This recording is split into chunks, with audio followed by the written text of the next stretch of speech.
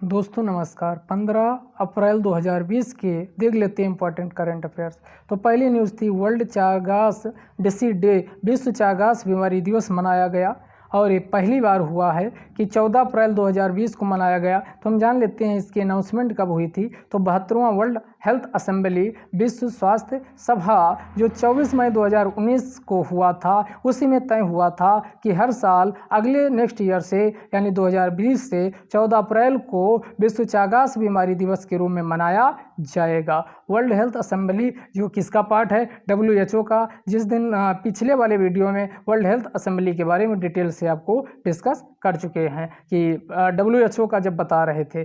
तो अब समझ लेते हैं कि 14 अप्रैल 2020 को पहली बार क्या मनाया गया। पहली बार वर्ल्ड चागास डिसीज डे मनाया गया है। तो इस बीमारी को साइलेंट डिसीज भी कहा जाता है। साइलेंस डिसीज कहा जाता है। उसी के संबंध में लोगों में जागरूकता फैलाने के लिए इस दिवस को मनाने का संकल्प लिया गया है। अब बात कर लेते हैं साइलेंट क्यों है। क्योंकि ये जिस व्यक्ति में फैलती है उस व्यक्ति को पता ही नहीं चलता, क्योंकि धीरे धीरे इसका विकास होता रहता है, प्रोग्रेस स्लोली होता है, इसीलिए इसे साइलेंट कहा जाता है। अगला साइलेंस क्यों है? क्योंकि इससे प्रभावित लोग गरीब होते हैं मुख्यतः, और गरीबों में ये देखा गया है कि वो कोई बीमारी हल्की फुल्की होती है तो उसे नज़रअंदाज करते रहते हैं, क्योंकि उनकी प्रॉपर हेल्थ केयर यानी उचित देखभाल, स्वास्थ्य देखभाल नहीं हो पाती, और वो अपनी आवाज़ को भी यानी राजनीतिक आवाज़ को भी नहीं उठा पाते, इसीलिए वो नज़रअंदाज करते रहते हैं। अपने आप को असहाय मानकर वो बीमारी से ग्रसित होते हुए भी चुपचाप बैठे रहते हैं, इसीलिए इसे साइलेंस कहा जाता है। तो यह बीमारी साइलेंट व साइलेंट दोनों है। इसका नामकरण की बात करें कि चागास कैसे नाम दिया गया, तो ये एक डॉक्टर साहब थे, डॉक्टर कार्लोस रिवीरो जस्टिनियानो चागास। एक बार फिर से रिपीट करते,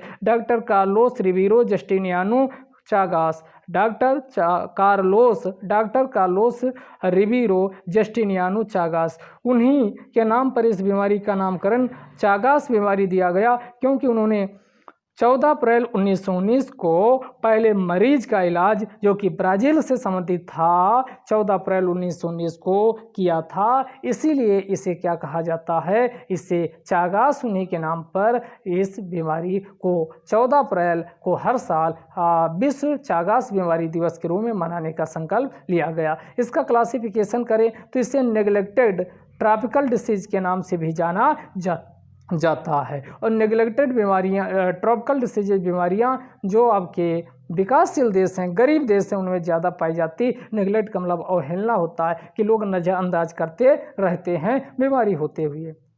इसे अमेरिकन ट्रिपानोसोमियासिस भी कहा जाता है। तो इस बीमारी को और किस नाम से जाना जाता है, तो अमेरिकन ट्रिपानोसोमियासिस भी कहा जाता। और यह बीमारी एक पैरासाइटिक प्रोटोजोआ, परजीवी प्रोटोजोआ से फैलती है, जिसका नाम है ट्राइपानोसोमा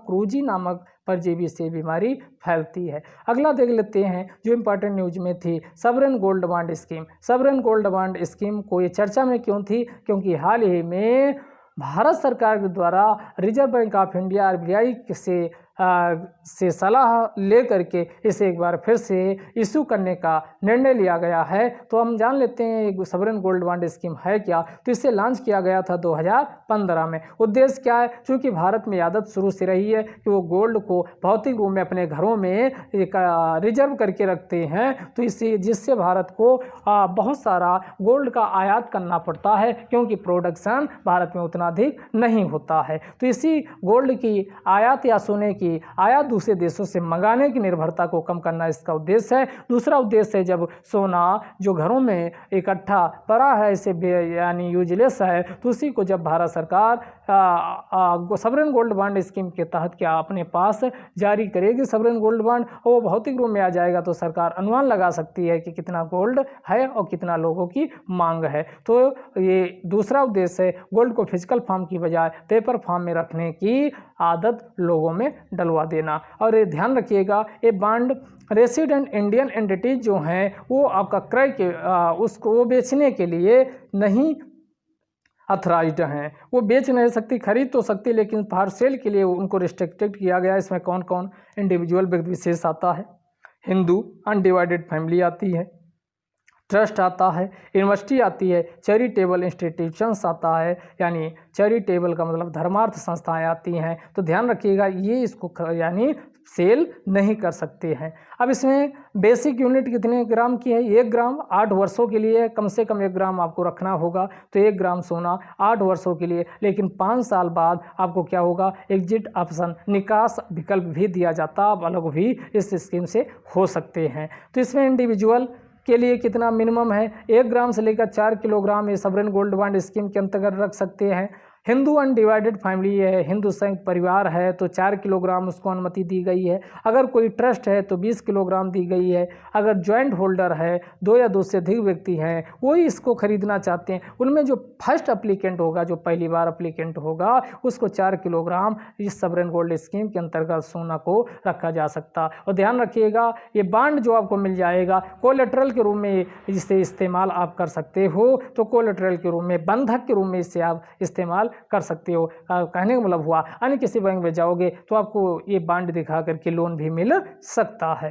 अगला हेलीकॉप्टर मनी, ये काफ़ी चर्चा में थी, तो समझ लेते हैं हेलीकॉप्टर मनी है क्या। तो कोविड-19 से निपटने के लिए तेलंगाना के जो मुख्यमंत्री हैं चंद्रशेखर राव ने केंद्र सरकार को सुझाव दिया कि इसका इस्तेमाल किया जाए। तो हम समझते हैं हेलीकॉप्टर मनी है क्या। तो हेलीकॉप्टर मनी का मतलब होता है कि अत्यधिक मात्रा में भारत सरकार के द्वारा नोट छापे जाएं और उसको आम जनता में बांट दिया जाए, तो इसी को हेलीकॉप्टर मनी कहा जाता है। क्योंकि कोविड-19 की वजह से महामारी वैश्विक स्तर पर व्याप्त, जिससे वस्तुओं की मांग यानी अर्थव्यवस्था खंडहर में पहुंच गई है, तो इसी से निपटने के लिए इसी का उपाय किया जाता है। इसी प्रकार की एक टेक्निक दूसरी होती है, क्वांटिटेटिव ईजिंग भी कहा जाता है। उसमें कुछ ऐसा ही किया जाता है कि नोट छापा जाता और आम जनता में उपलब्ध करा दिया जाता है। तो इस शब्द का प्रयोग सबसे पहले मिल्टन फ्रीडमैन जो कि अमेरिकी अर्थशास्त्री थे उनके द्वारा किया गया था। तो कहा जाए कि हेलीकॉप्टर मनी सबसे पहले इस्तेमाल शब्द किसने किया था? तो मिल्टन फ्रीडमैन ने किया था।